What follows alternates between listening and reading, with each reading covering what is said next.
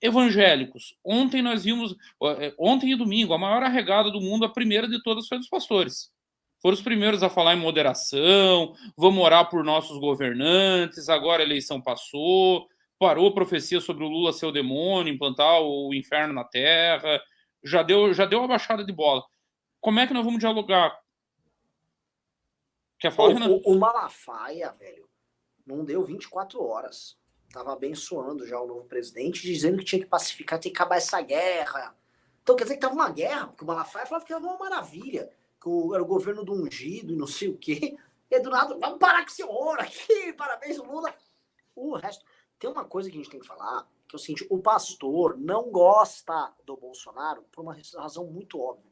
O Bolsonaro atinge o fiel dele sem precisar da mediação dele. O Bolsonaro, ele atua no fiel, que é a base do pastor, sem o pastor precisar dar um endosso. Isso pro pastor é uma merda. O valor de mercado político dele cai pra caralho. Isso não foi... Eu não tirei da minha cabeça. Eu vi líderes religiosos grandes de denominações médias pregando, falando, fodeu, que é o seguinte, vai ter que ficar aturando esse cara por bastante tempo.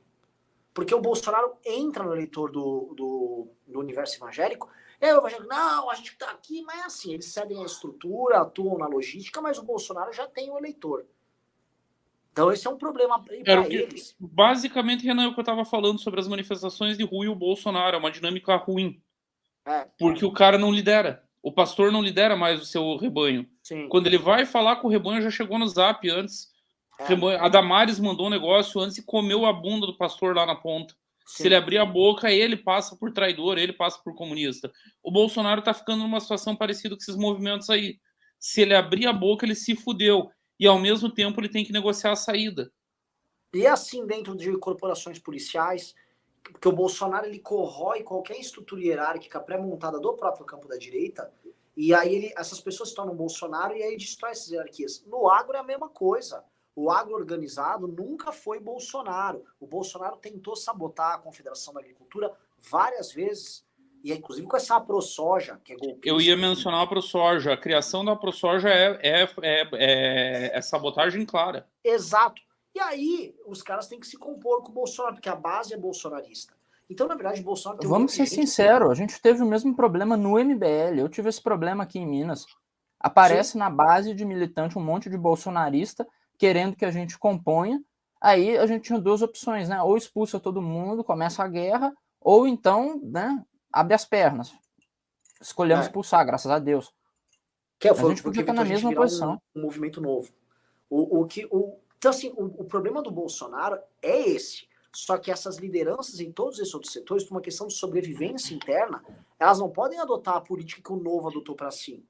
Até porque pastor evangélico está num outro nível de gestão do que esse Zé Cu do Partido Novo. Mesma coisa a galera do agro.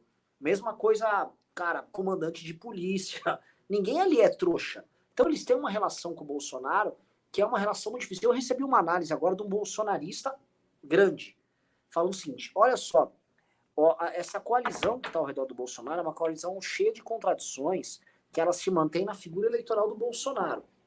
Quando a figura eleitoral do Bolsonaro sai de cena, cada um vai cuidar da própria curriola, porque é muito difícil tocar isso aí também.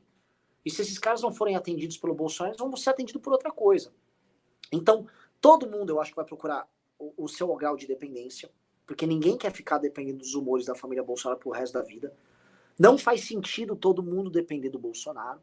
Então eu acho que em algum momento a gente vai começar a ver tentativas de dependência. O republicano já quer compor com o governo Lula. O Marcos Pereira estava propondo do Republicanos pegar a presidência da Câmara em troca de uma composição, falando, eu não sou um cara do Lula, eu sou um cara conservador. Republicanos aqui, o partido do Tarcísio.